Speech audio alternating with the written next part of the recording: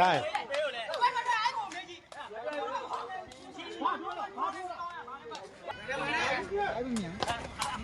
ကိုရှိန်မိသွားပြီထိုင်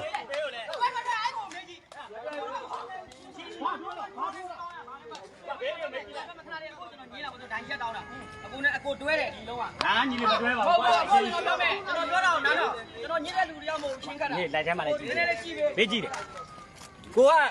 မထီဘူးဆိုတဲ့အကြောင်းကိုတက်တိတ်တဲ့အတွက်ထိသွားရင်ပေးမယ်ကွာအဲ့လောက်ထိပေးတယ်မင်းဟုတ်ကဲ့ဒိုင်အောင်မှာပေးတဲ့အတွက်ကိုကဒိုင်ထဲမှာကြည့်လိုက်လို့ထိသွားရင်ကိုကပေးလိုက်အောင်မယ်အခုဒိုင်ရလိုက်တဲ့ဖြစ်မှာကြောက်လို့နော်လိုက်မှာကြီးလို့မရဘူးလေဖြောင်းမြန်ကြီးဘလို့ကြည့်ပါတော့ကြီးလို့မရဘူးလေဖြောင်းမြန်ကြီးတကယ်လို့လည်းကြည့်လို့ရမင်းကြီးကျွန်တော်အဝေးမဟုတ်ဘူးကိုရှိကြီးကြီးလို့မရဘူးလေဖြောင်းမြန်ကြီးဟာကြီးကိုရှိကြီးဟိုဘက်မှာလှည့်ထားတာမျက်နှာဟုတ်လားရပြီအကုန်တော့ရပြီမရှင်းလို့ရှိရင်ဒိုင်းမှာကြည့်ပေးဟုတ်လားကိုကဒါဟိုဖြစ်တယ်နော်အဲ့ဒါမထိဘူးမထိတဲ့အတွက်ကိုကမထိဘူးလေးတော့မင်းချင်းနိုင်ရင်တော့ခတ်မှာဘယ်လိုခတ်မှာမင်းဟောပြောတစ်ချက်ပဲဟုတ်တယ်ဆိုထားပါလေးတော့မင်းချင်းနိုင်ရင်တော့ခတ်မှာဘယ်လိုခတ်မှာမင်းဟောပြောတစ်ချက်ပဲယူဖို့လားဟုတ်လားဟုတ်ပြီလို့ပြောတကယ်ကြီးကြီးပဲကွာခမ်းမြောက်တယ်စောက်ယူမေးမြောက်ပြလားစောက်ယူอ่ะဩအလောလောစဝဒီကတုခေါ် International Distilled တာရုံပြည့်နေပြန်လဲကကြိုးစိုးလိုက်ပြရတယ်ဗျာနော်ကဲအမှတ်ကတော့1လက်ပါဒါကတော့ကျွန်တော်တူပြန်ညှိတာဗျာနော်ဘေးကြီးတွေရောဘိုးကြီးမိသွားပြီဗျ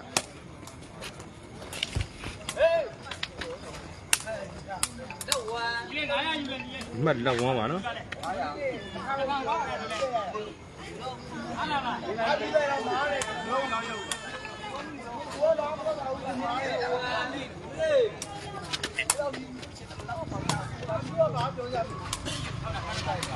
ကိုရှိဘိုးကြီးရတယ်ကျွန်တော်ကချင်းအောင်အားလုံးအနိုင်ခံမှာလားပါရဒီမဲ့နေလို့ပေါ့ဘာနေလားစော့နေတော့တိုင်မင်းနဲ့စော့ပြီဆိုရတော့မှာကဲမှောက်ဝမ်းဩပါနော်ဘိုးကြီးမလာတယ်ဟုတ်တယ်အဲ့လောက်တိုက်တာကိုမင်းရတယ်တော့ကိုကိုင်တက်လို့မရလို့ညှိထောင်ပြီးလိုက်အောင်းမလားအေးညီပြောဟာ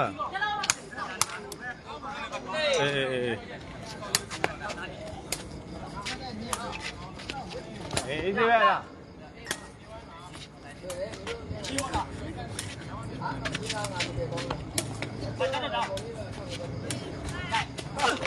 ဟောမှာနော်အမှတ်2-1ပါနော်ဟောတဲ့အကယ်ညီကိုတို့ရေဒါမင်းယုံမလားဆက်ရှိတော့ခင်ဗျားပေးနေမယူရဲလို့မယူရဲဦးတဲ့ညီကိုတို့ရေမယူရဲတာဘာလို့ကတ်လဲကွာစဉ်းစားလို့မရမယူရဲပဲတဲ့ချိန်ကုန်ခံဘာလို့တင်ဟုတ်လားလေးကြီးကြိုက်လို့ယူတယ်ဆိုကွာစော့တယ်ဆိုထားပါလေးတော့မင်းချင်းနိုင်ရင်တော့ခတ်မှာဘယ်လိုခတ်မှာမင်းဟောပြောတစ်ချက်ပဲဟောမလေးဆိုနိုင်ပြီလားဘေးဆွဲမှာလားဘေးဆွဲမှာငါပဲကိုင်တယ်ပဲငါဥက္ကဋ္ဌဘက်ကကြေးကြောပေးမှပဲယူမယ်တဲ့ညီကိုတို့ရေကြေးကြောပေးမှတဲ့ညီကြေးကြောမှတဲ့ဥက္ကဋ္ဌဘက်ကကြေးကြောမှယူမယ်တဲ့ဘိုးရေဥက္ကဋ္ဌကြေးကြောမှပဲယူမယ်တဲ့ပြီးတော့မယူလဲမယူရဲပဲနဲ့ပြန်ပြီးနှစ်တည်းခါစဉ်းစားလို့မရဟုတ်ငါပြောလို့မဟုတ်ကိုပေါ့ကိုနိုင်ကြီးမှယူရမ်းပြီးယူမလုံးနဲ့ရပြီလားကိုပဲကင်းပြောလိုက်ဟာရောလီကြီးတလီရပြီဆိုကိုကြီးဟုတ်တယ်နောက်တော့ရှိသေးတယ်ရောမှာအတိုင်းမခေါ်လိုက်ပေါ့ဆိုင်တဲ့ကွန်ပျူတာဆက်လာခဲ့အေးပြောကိုရဲ့ရိုင်ဝါမတူတော့မရရင်အောင်ရိုင်ဝါတူတော့1000ဟုတ်လားအဲ့စီဟုတ်လို့ချိန်ယူမေးဟုတ်ဥပ္ပရင်3000ရပြီဥပ္ပရင်3000ထောက်ကွဲကွဲစီကူစီ30နှစ်နေတဲ့ငါလည်းငယ်ဥပ္ပရင်1000ရပြီပါလာကြည့်ခဏလေးကိုစုနေတော့ကျွန်တော်ခုနီးမမေးတဲ့အဲ့ဒါဝယ်တွေ့လိုက်ခုနီးပဲတွေ့ကြည့်လိုက်အေးဒါပဲအဲ့တော့တိုင်းမောခေါ်လိုက်တိုင်းမောမင်းတို့ကလေတိုင်းမောလူတိုင်းပေါ်တာပြန်တော့မယ်လေသူနိုင်တဲ့ပွဲကိုသူ3000ပေးလိုက်ပြီးလိုက်ဘယ်လိုပေးရမလဲဘာတိုင်းလို့ပေးရမလဲဥပ္ပရင်ဝဲလို့နိုင်တယ်ကျွန်တော်လည်းဘာတိုင်းလို့ဟိုသားတော့လေတားကားမပွဲတားကားပဲတားကားမဆက်ပေးလိုက်ကြည့်ဥပ္ပရင်2000ရပြီနော်ဥပ္ပရင်2000 ရှင်းလိုက် ဥပ္ပယ2000ရပြီဥပ္ပယ2000ဥပ္ပယ1000ရပြီဥပ္ပယ1000 တော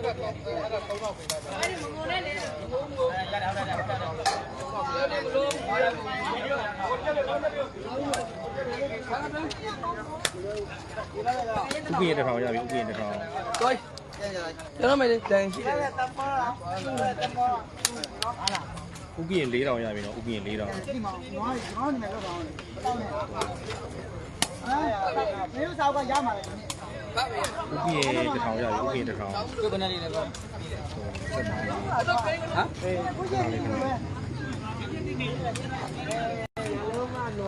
စုပေါင်း73နဲ့ဟိုကအလီကြီးနဲ့ဆို23 တော့ခိုင်းထည့်ထားရိုက်တော့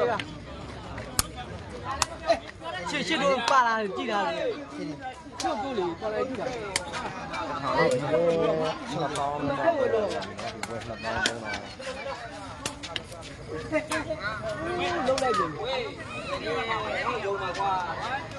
ကဲမှတ်1 2ပြညီကိုတို့ရေနော် ရတယ်နိုင်လို့လားအဲ့ဒါမနဲ့တဲ့အရင်ကမဆိုင်ရဟမ် ဥက္ကရင်နေယူ လိုက်ကြိုက်တယ်ပါတယ်ဖြူဒီစဲအခုခရု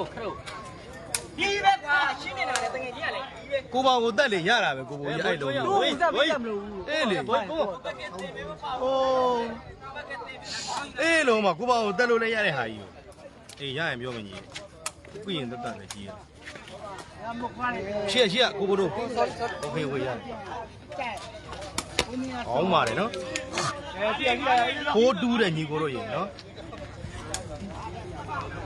ကဲဖိုးတူးပါ ဟေးပြော ဒီတော့ရှေ့ပြီလေအောင်ပါတယ်နော် အဆုံးကြီးနိုင်တယ်မကဲပေးလားဆိုင်သူနေကြတယ် မရှိသေးဘူးညီလေး ဘုံဘုံကိုမင်း ကိုယ်တိုင်မရှိတော့ဘူးပြရဘူး အေးပြော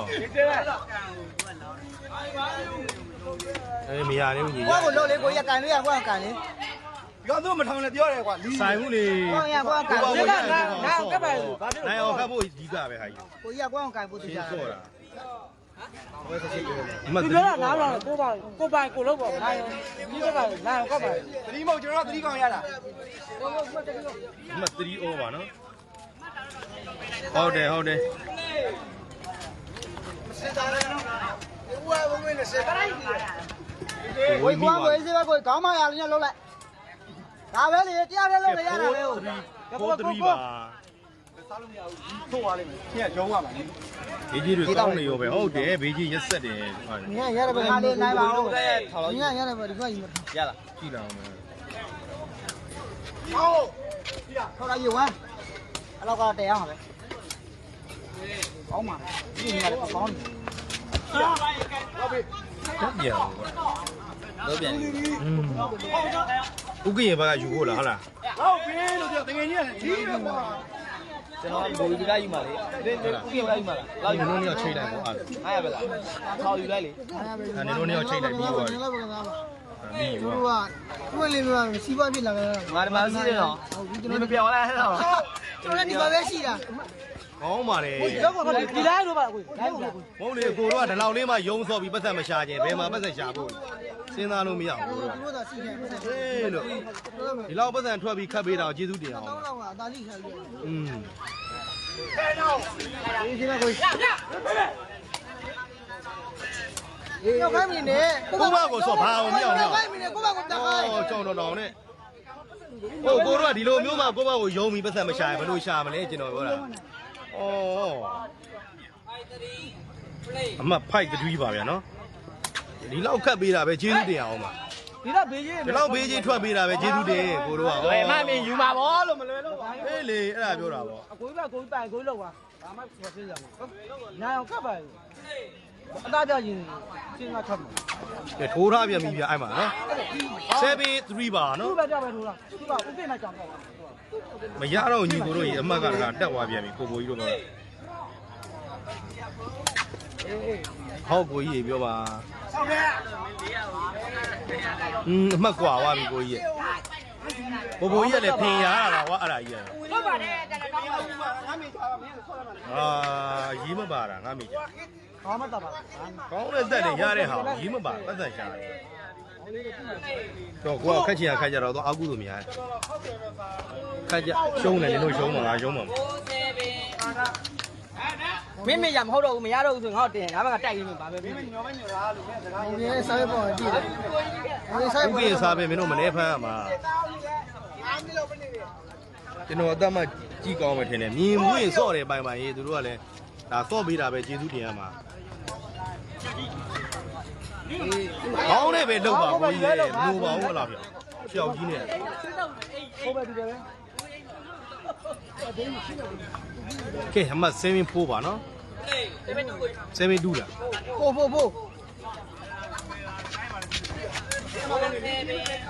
ဖိုးဆင်းမမှာ မခက်ချီတယ်ဖိုးဆင်းမဗျ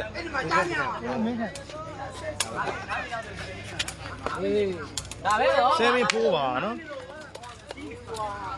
ကဲမစင်ကြားညီလေးတွေရေးမရသေးလို့ပါနော်မရသေးဘူးညီလေးအမှတ်တွေပေါ်သွားလို့အမှတ်တွေတအားကွာသွားလို့ပါနော် ဟုတ်တယ်ဒါပဲလေးစိမဲ့ကြိုင်ပါဘူးပြော ဥပရင်မိထားတယ်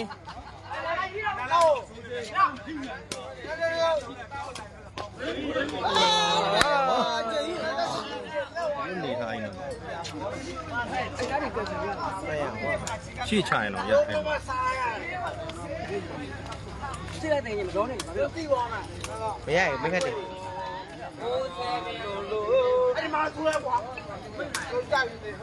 ဟုတ်ပဲ ကဲ ဒီ အမှတ်ကတော့ဖိုး7ပါနော်ဟိုထားပြီဟိုကြီးကိုရှေးမိသွားတယ်ဗျာနော်ကဲပိုက်မကြော်ခဲ့ဘူးဗျာနော်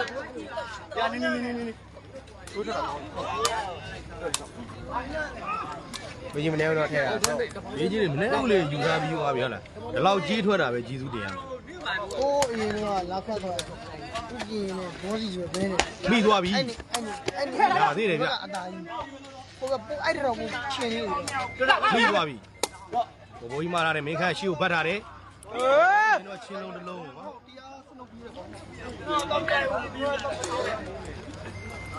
ဆဲပဲချက်မှမတိုက် ဝင်တိုင်းကိုကြီးဘယ်ချလဲဝင်ပါချ ခရုကမာပြကိုကိုကြီးတဲ့ဟုတ်တယ် ဘိုးဘက်ကပဲပါ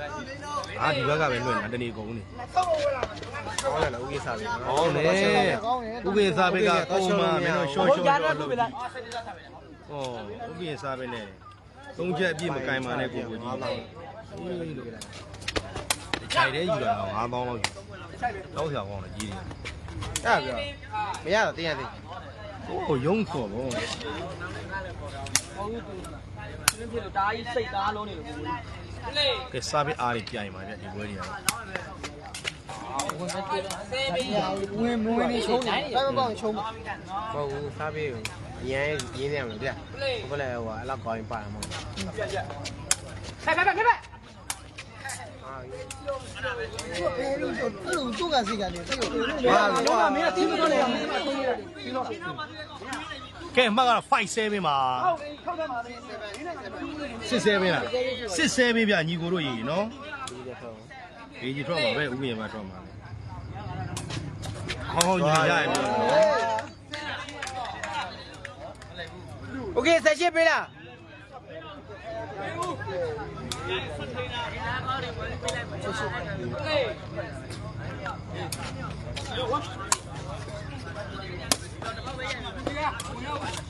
ကဲမိဝါရဥက္ကရင်ဘိုးကြီးရာသေးတယ်ဟောင်းပါတယ်နော် ဥကိချက်မနေတက်တယ်ချုံးပါ ဟောင်းပါတယ်ညီကိုတို့ရေအေးထည့်ပေးမယ်ရတယ် အဲ့တော့တကယ်ကြီးပြော ခဏတော့ဒီချင်းပြော ဥက္ကရင်ပြန်ထွက်ကုန်ပြီ ပြောတကယ်ကြီးပြော ဒီဓမတ်ကွာတယ်နော် ဘယ်ကြီးမှမပေါ့တော့ ခဏ ပြေးပါ ဟို တဲ့ ရခဲ့ရတော့ကျွန်တော်ကဥကိဘက်ကသူကပြင်ဘက်ကဆွဲသွား မင်းတို့နှစ်ယောက်ဆွဲတာမဟုတ်လား အင်း တော့ဘုံတို့ပြည့်အဲ့လိုနည်းနည်းမူးနေတော့ကြည့်မလားဒီမှာထောက်တန်းမှုရှိပြဿနာ ပြေးပါတဲ့နေတယ်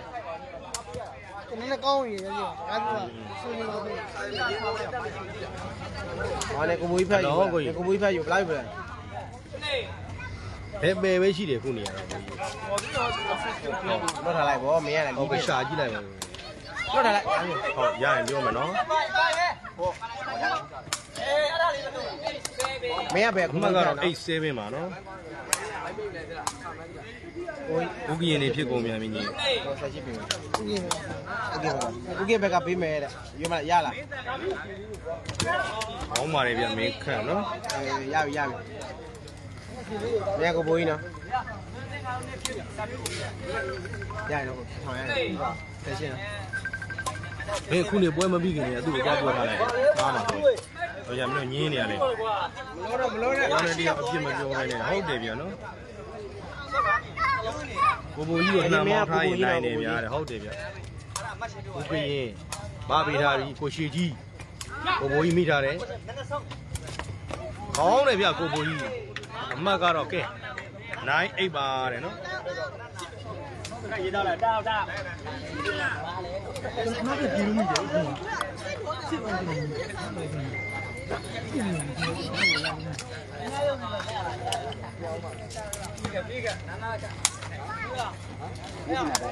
အေးဘယ်ကယူဖို့တော့ ဟ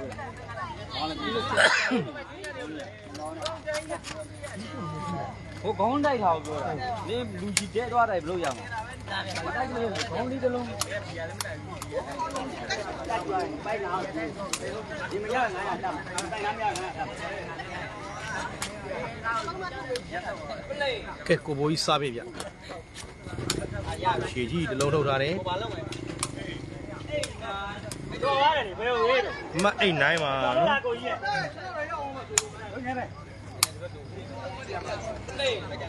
ဒါပေမဲ့လည်းပဲယူမှာကြလို့ငါမဆက်ရှိပြောပေးတာ ကိုဘိုးကြီးနောက်ကိုထောက်တိုက်ထားတယ်ကောင်းပါတယ်နော်9 8ပါ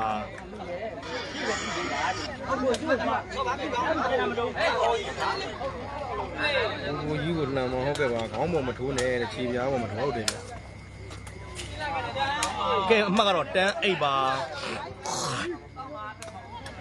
အမှတ်တန်း8ပါနော် ကနော်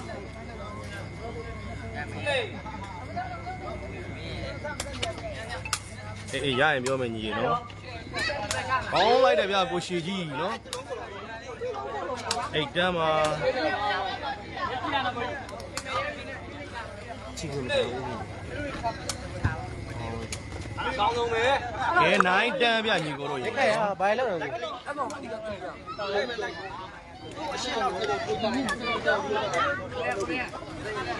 ကထွက်နေလဲတော့ရှောက်ပဲဟိုကတက်လိုက်ထွက်လိုက်ဒီကတက်လိုက်ထွက်လိုက်အဲ့လိုမျိုးလက်ကောင်းတယ်သူဒီပွဲအဲ့လိုပွဲလေးဖြစ်အဲ့လိုပွဲတွေထပ်ဖြစ်ဟုတ်တယ်ပွဲလေးမြင်တယ် နေနေပြဿနာ တော့ဒီမြောက်ပါပြီလားအေးရပြီရပြီ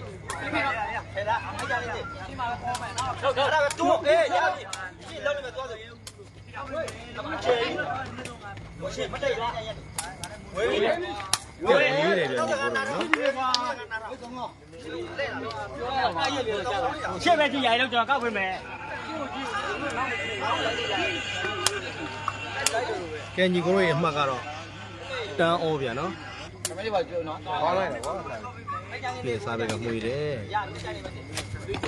ကောင်းပါလေနော်တန်းအောပဲမဟုတ်လား ဝက်လေးပြလိုက်ရက်ပြီ သူတိုက်ပြက် ကိုတန်းက တန်းအောပဲမဟုတ်လား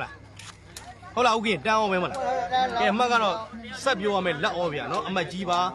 ရင်ခုန်တရားတင်ပို့လာအချိန်ပဲဗျာနော်ကစားသမားကောင်းတွေဒီညပွဲမရှိတော့ဘူးလားကိုယ်ကဒီပွဲပြီးရင်ကျွန်တော်တို့ပြန်ပြီဗျ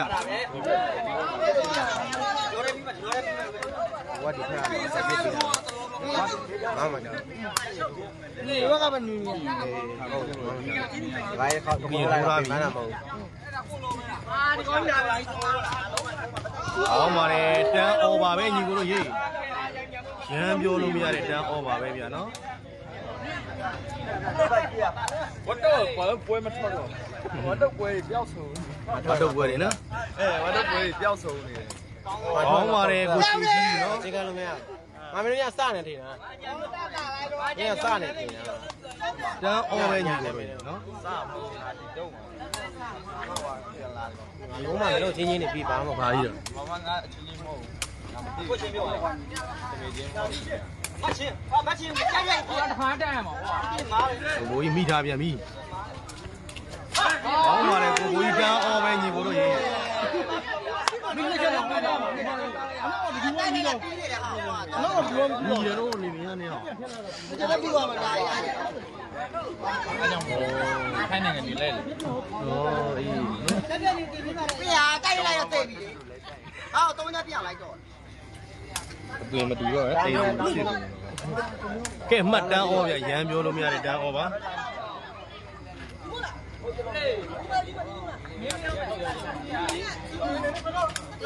ကဲလဲပြီးတန်းမှာဘိုးကြီးစားပင်းနဲ့ဓမ္မတက်သွားပြီဗျအော်ဥကင်းကြီးမိမဟိုဘက်မှာတယောက်နဲ့ကြေးတွေဆွဲနေတယ်ဗျနော်ဟိုမှာယူဖို့လာတဲ့ယောက်ျားနဲ့ရင်မောင်တန်းချတယ်ဟိုမှာညီတယ်ဗျလင်းရမရရဲ့နော်ကျွန်တော်တို့ယူဖို့လားမယူရဲမပြောနဲ့တဲ့တိုက်ထဲတဲ့ဟုတ်တယ်နော် ဒီကလေးကအကန်လာတော့3000အဆက်စိတ်ကိုရလာဘလက်နဲမှာမဟုတ် စိစားစားပင်လေးချစ်သူလည်းညာလေ ကဲဥကင်းစားပေးဗျဘိုးကြီးမပေးထားတယ်ကောင်းတယ်ဗျဥကင်းရဲ့လဲမင်းဩပါနော်အားပါလားမိမနဲ့တော့မနော်မိမနဲ့တော့လက်ရိုက်ပြီးတော့ဆော့တာဗျဒီကြောက်စရာကောင်းတယ်နေမြရောညီတယ်ဗျယောက်ျားရှေ့ကချင်းခတ်တယ်နောက်ကမိမပတ်စံအိတ်လွယ်ပြီးလောင်းပေးတယ်နော်ကောင်းလိုက်တာကောင်းပါတယ်အလဲမင်းဩဗျညီကိုတို့ကြီး မိခါတက်ချင်မလဲမှာ အင်္ဂါယူခင်ဗျားတို့မြင်နော် နည်းနည်းတော့ယူတော့နော်မောင်မကင်တို့တော့အဲ့လိုကန်ကောင်းပါမလားမသိဘူးဗျ ကျင်းနေတယ်ပြန်မလာသေးဘူးလား ဥကင်ရတော့ရှေ့ကချင်းခတ်တယ်နောက်ကမိမပတ်စံတုံးနဲ့လိုက်တာဗျနော်ကဲတွဲလဲပြီဗျ ဒါပေမဲ့မောင်ဝဲလူလေကန်ကောင်းတယ်နော် ဟာယောက်ျားလားမိန်းမလားတဲ့လှုပ်ကုန်ပြီယောက်ျားဆိုယောက်ျားလို့ပြောတယ်ဟုတ်တယ်ညီကိုတို့ရေဟိုမှာတောက်လျှောက်လောင်းတာဗျဟိုမှာနော်အဲ့မှာဖိုးပြီဗျဥကင်ပဲလိုင်းနေကိုဝေးတယ်ဗျကဲဟုတ်အလဲပြမှာဟိုမယ်ဗျနော်မှားသွားလဲအပြုံးမပြတ်ဘူးတောက်လျှောက်နော်ရက်ဆက်တယ်ခါထောက်ပြီးတော့အားပေးနေတာခဏသားကန်းကိုတော့မှခေါ်တာ3000လား5000သားကန်းကိုပေးကြည့်3000ခေါ်တာသားကန်းကိုတော့တကယ်ယူမလား3000ဆိုပြီးတော့နော်အဲ့ထဲကပတ်စံတော့ထုတ်ပြရတယ်ကြီးရုံးအိမ်မှာကျွန်တော်အဲ့ဒါဥက္ကင်မိန်းမပါနော်ဥက္ကင်တို့ ဒီမှာလည်းလိုက်လို့တော့ပြပြီ ဥက္ကင်မိန်းမတကယ်တော့ကြောက်စရာကောင်းနော်ဟိုမှာလုံးဝဘော်ဒင်ကိုစိန်ခေါ်ပြီးလောင်းတာဗျရှေ့ကိုဖြုတ်ပြီးပါသွားခဲ့တယ်ဒါအဖေညာညာအဲ့ကောင်နော် ဘာလို့ကိုကြီးတောက်မှ ဟုတ်တယ်အဲ့ကောင်အဲ့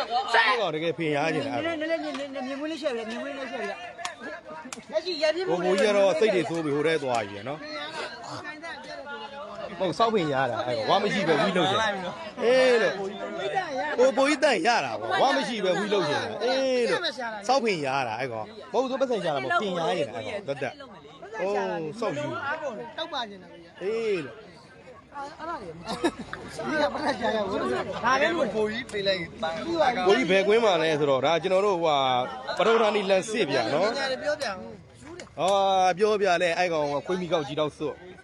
ကျွဲလူဆိုးကြီးနဲ့မှဆိုးပါပြီ အေးလို့ကျွဲနာဆောင်တီအဲ့ကောင်ကျွဲမဆောင်တီတကယ်ပဲနွားရှိကက်ဆက်ပွင့်တယ်လို့ပဲမင်းခန့်ကိုသွားပြောတော့တာလက်ကားပဲပြောနေလက်ကားပဲ 30ဘိုးဝင်30ပဲရမယ်နော် ကဲဥက္ကရင်ပဲဖြစ်ပါတယ်နော် ဒီလောက်ရှိရင်ဒီလောက်ပဲပေါ့ ဟုတ်တယ်ဗျဒီလောက်ရှိရင်ဒီလောက်ပဲဟုတ်တယ်လေကိုမရှိတာတွေ ကျွန်တော်တို့မှာဘေးတွေခတ်ထုတ်တာတုံးလေးလို့ဘာမှမပြောဘူး ကဲဥက္ကရင်စပေးဗျာနော်ဝယ်ရတော့အရန်ကိုညှိသွားခဲ့တယ် ဒီကနေ့တိုင်းပါမယ် ကောင်းလိုက်တဲ့စားပြီဗျာပြောပြီးထိုးတာဗျာနော်သူမိမတော့မန်းမဟုတ်ကုန်ပြီဟိုမှာဗျာနော်ကျွန်တော်တို့တွဲဟုတ်ပါ ဘာပဲကောင်းလုံးလုံးနဲ့နော် တွဲဟုတ်ကျွတ်စင်းမဲ့ထိုးထားပြီမင်းခန့်ရှိကိုဟိုရှိမိသွားပြီခိုင်း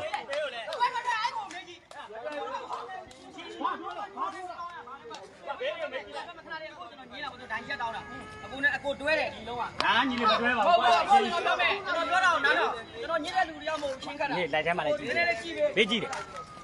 ကိုကမထီဘူးဆိုတဲ့အကြောင်းကိုတက်တိတ်တဲ့အတွက်ထိသွားရင်ပေးမယ်ကွာအဲ့လောက်ထိပေးတယ် မမြောက်ဟုတ် ဟိုမှာတိုင်အောင်မှာပေးတဲ့အတွက်ကိုကတိုင်ထဲမှာကြည့်လိုက်လို့ထိသွားရင်ကိုကပေးလိုက်အောင်မယ်အခုတိုင်ရလိုက်တယ်ဖြစ်မှာကြောက်လို့နော် လိုက်မှာကြီးလို့မရဘူးလေဖြောင်းမြန်ကြီးကဘလို့ကြည့်ပါတော့ကြီးလို့မရဘူးလေဖြောင်းမြန်ကြီး တကယ်လို့လည်းကြည့်လို့ရမင်းကြည့်ကျွန်တော်အဝေး မဟုတ်ဘူးကိုရှိကြီးကြီးလို့မရဘူးလေဖြောင်းမြန်ကြီးဟာကြီးကိုရှိကြီးကဟိုဘက်မှာလှည့်ထားတာမျက်နှာဟုတ်လား ရပြီအကိုတော့ရပြီ မရှင်းလို့ရှိရင်တိုင်းမှာကြည့်ပေး အဲ့ဒါကိုကတာဟိုဟာဖြစ်တယ်နော်အဲ့ဒါမထိဘူးမထိတဲ့အတွက်ကိုကမထိဘူးပြောတာ အကိုတောင်းဆိုတယ်နားနေမှုထဲမှာထုတ်လာမှု ဒီမှာတိုင်းရဲတိုင်းရဲလေ ဒါပါနော် ကိုကဆက်ပြောရမယ်လက်အော်လားဟုတ်လား ကြည့်လေကျွန်တော်နားပါကြည့်တယ်ဘလို့ မထိဘူးကျွန်တော်လက်ထဲမှာတော့ဟုတ်တာဟိုဟာဖြစ်တယ် တာကဘောင်းမင်းမို့လို့မသိတာ ဟုတ်တယ်ဒါဝင်ယူတယ်ဒီလုံးကကျွန်တော်တို့ဘက်ကမှားသွားခဲ့ဒဏ်ရမှားသွားခဲ့အဲ့ပွဲကိုသူ့ကိုစားပြတယ်ပြတယ် ကဲဆက်ပြောရမယ်လက်အော်ပါညီကိုတို့ ပိုင်ဝင်ရှိတယ်နေလန်းဝင်တော့မရှိတာ နေလဲမလဲရှိတယ်မှားပါလို့ 6ထားပိုင်ဆိုင်6ထားမလွတ်နဲ့ ဘိုးထားပြန်ပြီဘိုးကြီး တိန်လားတိန်လား ဥပ္ပိမိသွားပြီဗျ ပိုင်ဆိုင်6ထား မင်းခညာနဲ့ဆင်ထားတဲ့ဘိုးကြီးမာလာပြီကောင်းပါလေကဲ မင်းကန်ထဲလာမင်းကန်ထဲလာခံရ လေးလေးအမောက်ဆောက်ယူတာလေ အဲ့ဒါဘာလို့မလဲတာဒါလေး အေးလို့စောက်ဖင်ရလို့အမောက်ဖင်ရလို့တွေ့ရ အဲ့ဒါလည်းပြောက်သွားပြီ အေးပြက်သွားပြီဘိုးကြီးကင်တက်လာပြီးဟုတ်လားအဲ့ကောင်တော့ဖင်ရမှာအဲ့ကောင်သိလား ငါတနေ့ရှာလို့ရ3 4တောင်းတနေ့ရှာ ကဲ1လက်ပါ တလီတော့ရှိသေးတယ်ဘဘက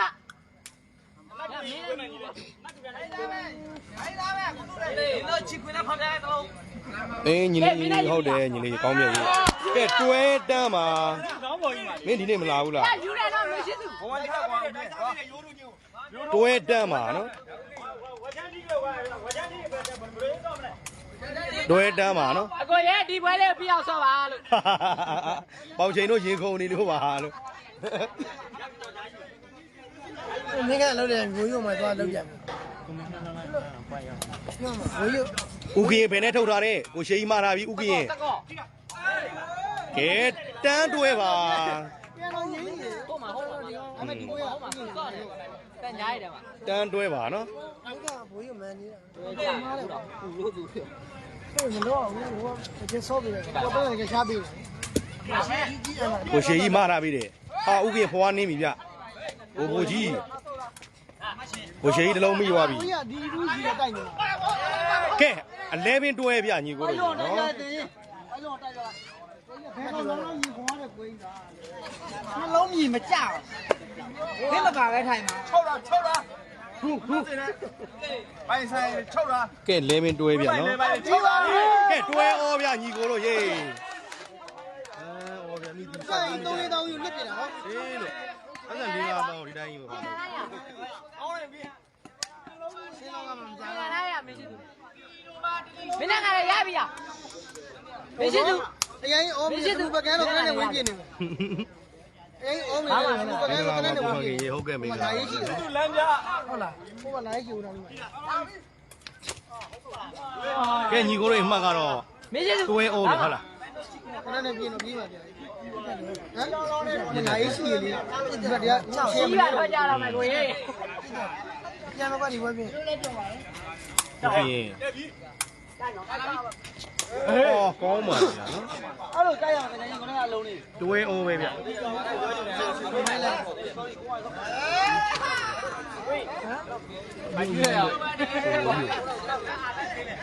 ကစားပြပါနော် ဝေးပဲငါလုံးမ ဟုတ်ပါနော် ကိုတက်ကြမလို့လေဝေးကြီးอ่ะ တွဲဩပဲညီကိုတို့ရေးမင်္ဂလာပါကိုပါဟုတ်ကဲ့မင်္ဂလာပါဝဲရလည်းအရန်ကောင်းနေပြီဗျာနော်ကျွန်တော်တို့လည်းရင်းနေခုံနေပြီလောင်းမထားပဲနဲ့တော့ဗျလောင်းရင်တော့မှဒီလောက်ချင်းခုံမှာမဟုတ်နော် အော်ရမချမ်းပြက်လာကိုတောင်းတော့လည်းမစိုးတယ်လေလူကမစိုးလူပြရဲပြရဲဆိုတာလူမမစိုးတာပြီးကိုလည်းမနေနိုင်ဘူးပြီးကြီး ကောင်းရတော့ကွာ ကဲဝေးသွားခဲ့တာဖြစ်တော့ဟုတ်တွဲပါနော် မှန်တယ်နော် ဟုတ်တွဲပါနော် ရတယ် ဟုတ်တွဲပါညီကိုတို့ရေနော် ပြင်းပြင်းပြင်း ဝမ်းချပြေလာ မိမိ အားတော့အဆန် ခဲတာပေါ့ ဘာမှမလုပ် อืม အယောင်တောက်ဖို့သူကဘူးကလာပြီ ကဲဟုတ်တွဲဗျကောင်းတယ်ဗျာ point တွဲပါ point တွဲပါကောင်းလို့လေဗျာနော်စီးဆိုစီဘာဆိုဘာပဲဗျာနော် point တွဲပါ point တွဲဗျာညီကိုတို့ရေဝါတုတ်ကမသိဘူးကျွန်တော်မမှတ်မိတော့ဘူး ကဲကိုသားကမလို့လဲ ဟုတ်မယ်နော်ဟုတ်လားမဟုတ်လားလည်းမသိတော့ ဒါဘူးရတယ် ကျွန်တော်ဟာဟုတ်တွဲပါနော်အဲ point တွဲပါနော် အလုံးပြီးမပြီးလေ ဦးကင်းမှားတာတယ်ကဲတွဲ point ဗျာနော် အဲ့ပဲနင်းအတင်မှာထားနေ ကောင်းတဲ့ချေပါကောင်းသမားချေပါမကောင်းတောင်းတယ် တွဲ point ဗျာနော်ဦးကင်းထိုးထားပြီကိုဘိုးကြီး line နဲ့ပဲဟာကောင်းတယ်ဗျာကိုဘိုးကြီးကိုဘိုးကြီးလှုပ်လို့တယ်နော်အဲ့လုံးနေ ဝဲပြီးနေပြီယူတာလေဘိုးကြီးလောက်တာမှန်တော့ဘိုးကြီးကိုခဲပဲပေးတယ်လို့ပြောတယ်ကောင်းတယ်ကောင်းတယ်ကောင်းလုံးတယ်နော် point တွဲပါကိုဘိုးကြီးယုံလို့မယုံရင်ကျွတ်သွား သူ့ကထောင်းပေးနေအမက်ကချက်မဘိုးကြီးကြံကန်တက်နေ